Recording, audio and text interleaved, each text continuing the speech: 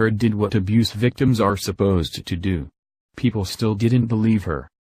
The divorce of Amber Heard and Johnny Depp is now final, and one thing's for sure, Heard didn't get any money out of it. She settled the divorce out of court for $7 million, all of which she has now donated to charitable causes.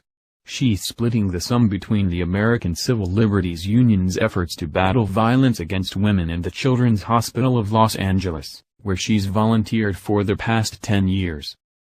And in a joint statement, both Heard and Depp affirmed that neither party has made false accusations for financial gain. In other words, Heard is not a gold digger, and she did not accuse Depp of cutting off part of his finger and then using the stump to finger paint the words "Easy Amber" on a mirror because she thought that would be a cool quick way to make some cash. It's a shame Heard felt the need to be so emphatic about the fact that she isn't lying about her domestic violence claims, but it's not surprising. Ever since she first filed for a restraining order against Depp in May, Heard has done everything we say domestic abuse survivors should do. She went to the police. She provided copious documentation. She went above and beyond to prove she wasn't in it for the money. People still insisted she was lying.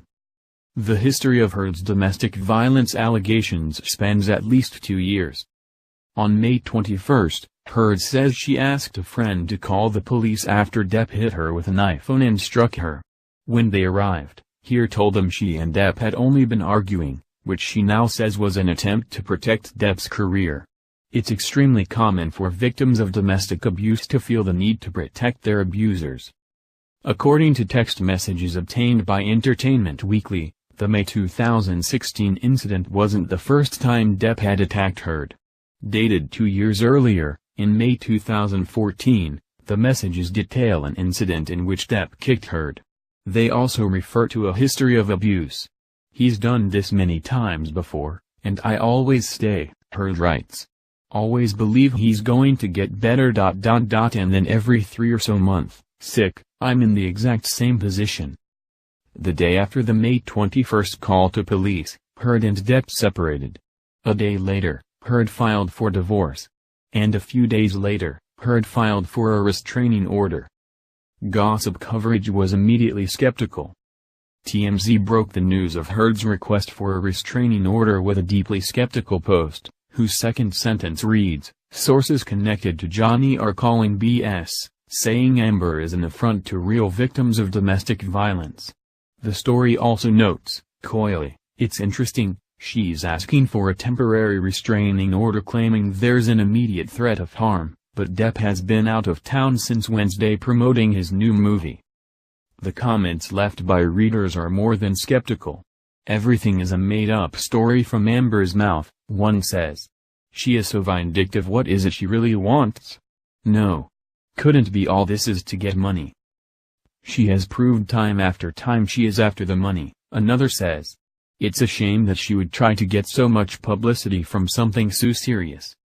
Then the evidence emerged, pictures of the bruises on Heard's face, the broken champagne bottles Heard said Depp threw at her, the shattered glass on the floor.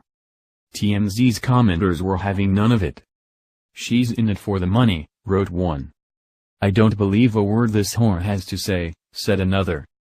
Not long after, TMZ published an article alleging that Heard had absolutely no bruises on her face 2 days after Depp supposedly attacked her. "She is a lying piece of poo," one commenter opined. Meanwhile, the comedian Doug Stanhope had published an op-ed at The Wrap stating that Heard was in fact the villain in the situation. "Johnny Depp got used, manipulated, set up and made to look like an a-hole," Stanhope wrote. "And he saw it coming and didn't or couldn't do anything to stop it." It's true that no one would think TMZ's comment section is the place to look for feminist-friendly debate. But TMZ is also one of the biggest and most influential sites in the gossip industry. Its writers regularly break news, including the fact that Heard was seeking a restraining order, and their coverage sets the tone for the rest of the culture. If they suggest a woman is probably lying about domestic violence, that becomes the dominant narrative for a good long while afterward.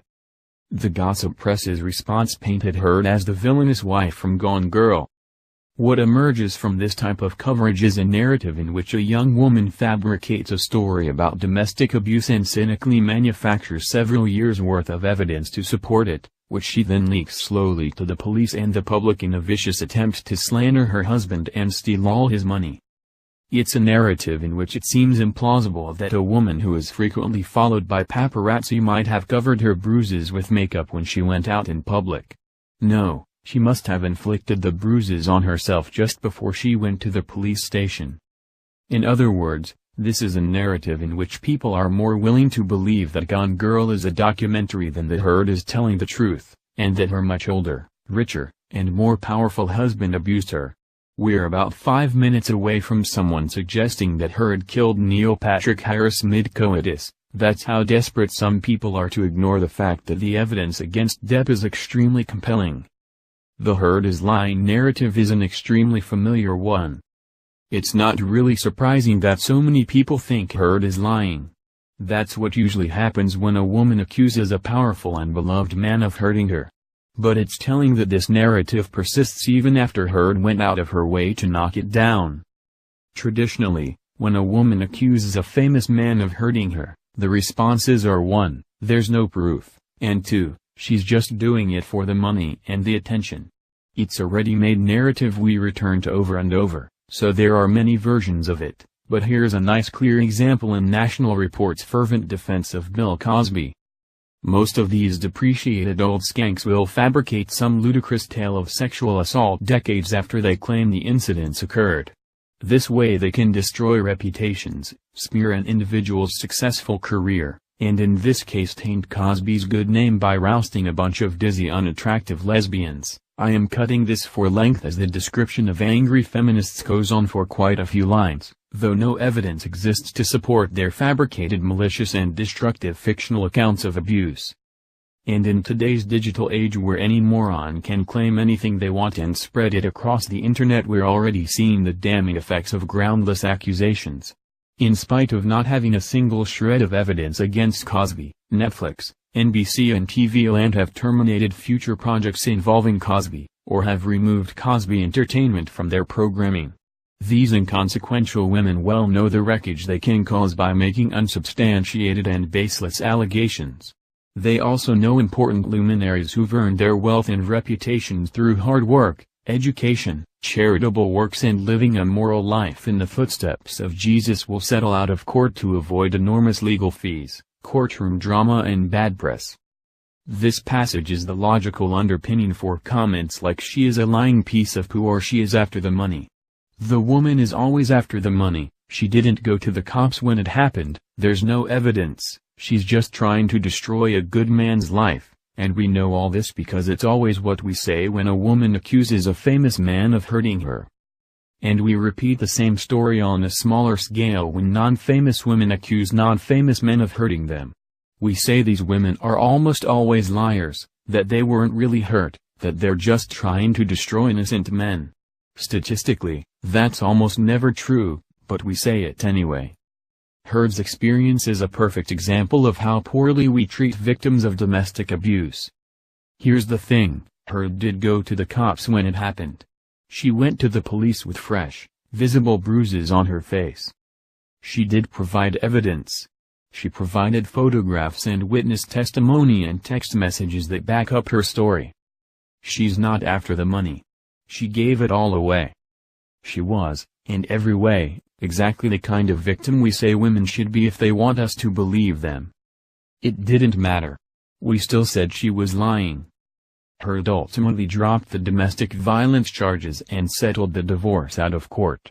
When TMZ reported that she would be donating her settlement money, the commenters reacted exactly the way you would expect by now. Her lies are all around.